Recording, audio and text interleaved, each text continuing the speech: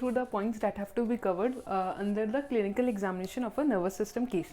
ठीक है, तो सबसे पहले आता है higher functions with cranial nerve examinations, motor system, sensory system, cerebellar function test, signs of the meningeal involvement, examination of the skull and spine, and last में आता है स्टांस एंड गेट. तो हायर फंक्शंस में हमें जो cover करने होते हैं वो होता है level of consciousness, appearance and behaviour of the patient, memory में 3 हमारा रिसेंट, लेट एंड या फिर रिमोट मेमोरीज, उसके बाद आपका इंटेलिजेंस, फिर उसके बाद आपका स्पीच. क्रेनियल नर्व एग्जामिनेशंस में आपको सारे एग्जामिन करने फ्रॉम 1 to 12. उसके बाद मोटर सिस्टम में आता है हम लोग एग्जामिन करते हैं मसल्स का टोन, पावर एंड उनके रिफ्लेक्सेस. सेंसरी में हम लोग एंटीरियर कॉलम के जो सेंसेशंस है, पोस्टीरियर कॉलम के एंड जो कॉर्टिकल सेंसेशंस है वो तीनों को एग्जामिन करते हैं. फिर सेरेबुलर फंक्शन टेस्ट में बहुत सारे, उसमें से 3-4 है. निस्टैग्मस देखते हैं हम लोग, स्कैनिंग स्पीच है कि नहीं, इंटेंशन ट्रेमर है कि नहीं. फिर डिसडाइकोकाइनेसिया देखते हैं. साइंस ऑफ मेनिंजियल इन्वॉल्वमेंट जो हमें पता है कि नेक रिजिडिटी होती है, कर्निक साइन वो नी फोल्ड करके देखते हैं. बुल्जिंकीज में पाँव अपलिफ्ट करने बोलते हैं. फिर examination of skull and spine करते हैं कि कोई ट्रॉमा है कि नहीं. स्टांस एंड गेट भी हम लोग एग्जामिन करते हैं. तो सबसे पहले हम लोग देखेंगे हायर फंक्शंस. हायर फंक्शंस में सबसे पहला होता है लेवल ऑफ कॉन्शियसनेस. तो हम लोग पेशेंट का देखते हैं इफ़ द पेशेंट इज़ जो हम लोग बोलते हैं conscious and cooperative and oriented to time place या पर्सन है कि नहीं. अपीयरेंस एंड बिहेवियर में हम लोग देखते हैं कि इमोशनली स्टेबल है कि नहीं. मेमोरी में recent, immediate and remote memory देखते हैं. रीसेंट आप अभी उससे जस्ट बोलो, वो आप उससे पूछते हो. इमीडिएट कि आपने क्या खाना खाया था सुबह, ऐसा कुछ तो आप पूछते हो. एंड रिमोट में जो कि उसके लाइफ अचीवमेंट्स टाइप होते हैं कि when your child was born, what is your date of birth, ये सब मेमोरी आप पूछते हो. तो मेमोरी में आपसे पूछा जा सकता है कि 3 कौन कौन से होते हैं. तो they are recent, immediate and remote.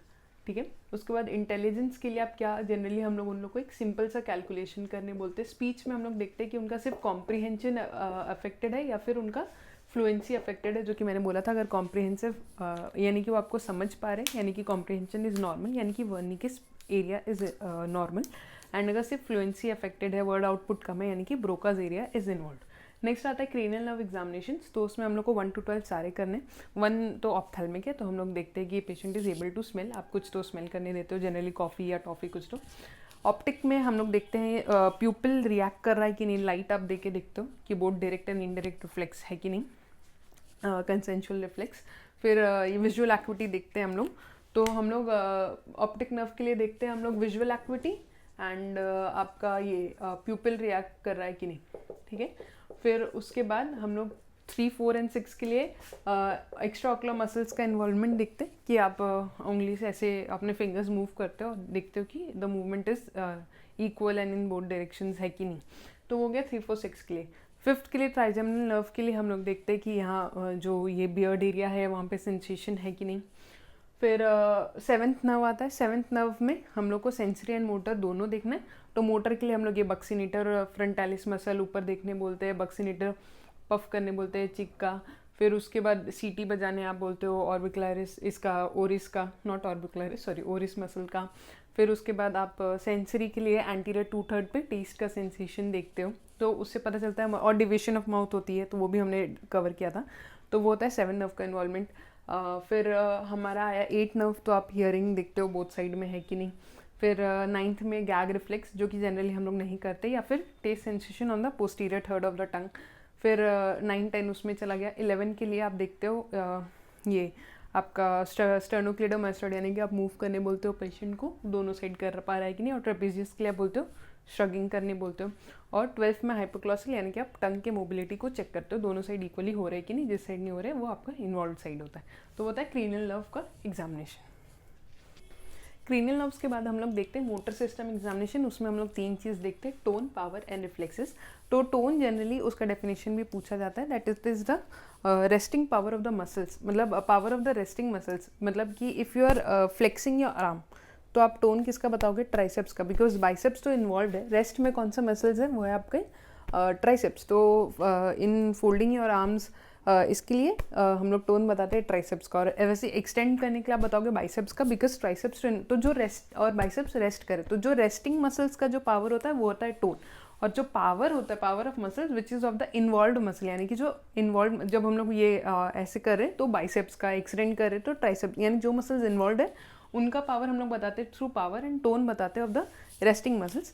तो टोन में 2 चीज़ आता है, स्पास्टिसिटी एंड रिजिडिटी. इसको आपको डिफ्रेंशिएट करने को पूछा जा सकता है. स्पास्टिसिटी होता है एंटी ग्रेविटी मसल्स में, पहला बात. यानी कि अपर लिम्ब के मसल्स में आप जनरली देखोगे। And it is velocity dependent, यानी कि मैक्सिमम होगा आपका जब आप इसको अगर आप एक्सटेंड करो, अगर हम लोग बाइसेप्स का चेक करें तो जब आप स्टार्ट करो मूवमेंट तब वो मैक्सिमम होती है, उसके बाद वो फटाक से हो जाती है। तो इसलिए हम लोग उसको ये भी बोलते हैं कि it is clasp knife rigidity. जैसे क्लास्प नाइफ होता है कि खोलना डिफिकल्ट है, उसके बाद आराम से हो जाता है। तो spasticity is in the anti gravity muscles and it is velocity dependent. और वही अगर रिजिडिटी होता है तो रिजिडिटी को हम लोग डिस्क्राइब करते हैं लेड पाइप रिजिडिटी, यानी कि वो कॉन्स्टेंट होता है थ्रू आउट। और स्पास्टिसिटी और रिजिडिटी यहाँ इसलिए भी आ रहा है क्योंकि stroke is generally upper motor neuron thing. तो अगर अपर मोटर न्यूरॉन अफेक्ट होते हैं तो उनका काम होता है कि लोअर मोटर न्यूरॉन्स को इनिबिट करे। अपर मोटर न्यूरॉन अगर चले गए तो लोअर मोटर न्यूरॉन्स क्या करते हैं, सप्लाई करते रहते हैं, उसके वजह से मसल्स बहुत ज़्यादा काम करते रहते हैं, इनिबिशन का लैक हो जाता है, इसलिए वो स्पास्टिसिटी एंड रिजिडिटी में जाएंगे।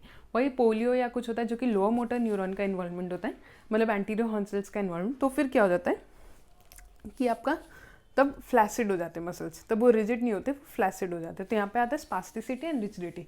नेक्स्ट होता है पावर, आपको बताना है फ्रॉम 0 to 5, उसका हम लोग एक अलग से वीडियो करेंगे, how to grade the power of the muscle with along the gravity, against the gravity, against resistance, with resistance. फिर आता है रिफ्लेक्सेस। रिफ्लेक्सेस में आप बताते हैं superficial and deep reflexes. Superficial में आप बताते हो कॉर्नियल, कंजंक्टिवल रिफ्लेक्स, ये सब। कॉर्नियल कंजंक्टिवल वो आप कॉटन का स्वॉब लेके करते हो। डीप रिफ्लेक्सेस में आता है आपका प्लांटर रिफ्लेक्स, एंकल जर्क, नी रिफ्लेक्स, बाइसेप्स रिफ्लेक्स, ये सब आता है आपका इसमें डीप रिफ्लेक्सेस में। फिर सेंसरी सिस्टम में 3 हम लोग करते हैं, एंटीरियर कॉलम के सेंसेशंस, पोस्टीरियर कॉलम के, एंड जो हमारे कॉर्टिकल सेंसेशंस होते हैं। तो एंटीरियर में आता है हमारा pain, temperature and deep touch, ठीक है, एंड प्रेशर भी आता है। और पोस्टीरियर कॉलम में आता है हमारा fine touch, vibration and joints. Cortical में आता है टैक्टाइल लोकलाइजेशन, 2 पॉइंट डिस्क्रिमिनेशन, स्टीरियोग्नोसिस, ये सब आ जाता है हमारा कॉर्टिकल सेंसेशंस।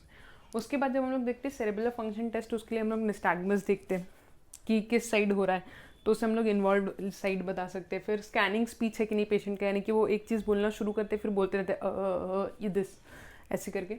फिर डिसडायनोकाइनेसिया जो हम लोग देखते हैं। फिर इंटेंशन ट्रेमर, यानी कि आपने अगर बोला कि आप अपने नोज़ को पॉइंट करो तो वहाँ से वो सही आते हैं लेकिन फिर वो कहीं और चल जाते हैं, यानी कि जो उनका लास्ट का इंटेंशन है वो नहीं कर पाते। तो इंटेंशन वहाँ पे तब उन्हें ट्रेमर होने लगता है, उसकी वजह से वो कहीं और चले जाते हैं। दैट इज़ इंटेंशन ट्रेमर, जो कि हमें जनरली एग्जामिनर्स बोलते हैं करके दिखाने। तो डैट कम्स अंदर सेरेबुलर फंक्शन टेस्ट। फिर मेनिंजियल इरिटेशन के लिए हम लोग देखते हैं नेक रिजिडिटी, वो हमें पता है, कर्निक साइन, ब्रुजिनस्किस साइन। फिर स्कल एंड स्पाइन का मैंने जो बोला कि ट्रॉमा के लिए हम लोग देखते हैं कि अगर कोई ट्रॉमा है क्या।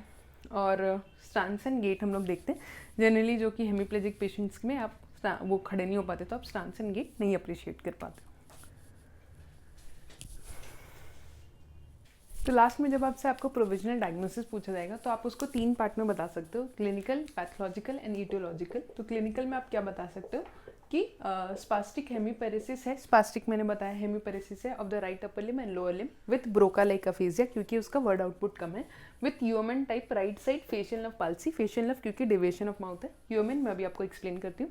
पैथोलॉजिकल में आप बोल रहे हो थ्रोम्बोटिक इस्चेमिक स्ट्रोक। थ्रोम्बोटिक के लिए मैंने जो 2 पॉइंट्स बताए कि ये आपका मॉर्निंग आवर्स में हो रहा है और दूसरा कि ये प्रोग्रेसिव है, ठीक है। फिर उसके बाद ईटियोलॉजिकल में आप बोल सकते हो कि पेशेंट का हाइपरटेंशन था या कुछ था, ठीक है। अभी यूएमएन टाइप ऑफ फेशियल नर्व का पाल्सी कैसे पता चलेगा, यूएमएन एंड एलएमएन, ठीक है। तो एलएमएन में क्या होता है कि ऑपोजिट साइड का जो फेस है उसका कंप्लीट इन्वॉल्वमेंट होता है, ठीक है, यानी कि both upper half of the face भी एंड लोअर पार्ट भी, यानी कि ये जो रिंकलिंग ऑफ फोरहेड है ना, मेन मुझसे एग्जामिनर ने ये पूछा था कि आप कैसे बताओगे कि एलएमएन है, यानी कि तब उस साइड का जो है वो रिंकलिंग भी चला जाएगा, लेकिन अगर उसका रिंकलिंग प्रेजेंट है यानी कि upper half of the face is paired, तब वो यूएमएन टाइप होता है। यूएमएन में क्योंकि सिर्फ ऑपोजिट साइड का only lower half is involve, only lower half involve होता है, ठीक है। अपर हाफ जो है वो स्पेयर हो जाता है, यानी कि रिंकलिंग प्रेजेंट होता है। तो आपको अगर बोला जाए यूएमएन और एलएमएन ऑफ फेशियल नर्व को डिफरेंशिएट करने तो आप हमेशा रिंकलिंग करने बोलना, क्योंकि लोअर पार्ट तो दोनों में इन्वॉल्व है, अगर अपर पार्ट देखना है तो आप बोलना कि wrinkling of forehead is present, यानी कि ह्यूमन टाइप ऑफ लीजन है, और वो एब्सेंट है यानी कि एलएमएन टाइप ऑफ लीजन है।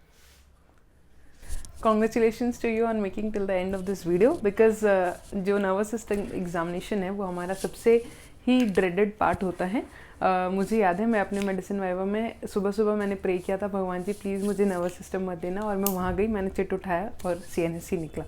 तो एग्जामिनेशन ही बहुत ज़्यादा इंपॉर्टेंट हो जाता है। हिस्ट्री टेकिंग जनरली हमारे जो टीचर्स होते हैं वो स्किप कर देते हैं पूछने के लिए, और वो हमें एग्जामिनेशन करने बोलते हैं। जैसे मुझे भी बोला गया था कि लोअर लिम्ब का आप एग्जामिनेशन करो। तो make sure you watch this and you practice it at least on your friend. अगर आप अभी भी आपके पास टाइम नहीं है कि आप हॉस्पिटल जाके पेशेंट पे कर पाओ, तो अपने एटलीस्ट फ्रेंड के ऊपर रूम में प्रैक्टिस करो, बिकॉज अगर आपको CNS आया तो ये आपको करना ही पड़ेगा। और CNS के केसेस बहुत कॉमन होते हैं, प्लस उनमें marks extra, I think they are more scoring because वो डिफ़िकल्ट हो जाते हैं। तो अगर आप उसको अच्छे से किए हो तो उसका बेसिक पार्ट कवर, तो you land up with good marks. So all the best to you. Thank you for subscribing to the channel, and please make sure you like and share this video with your friends to help them also in their Viva preparations. And thank you so much. Bye bye.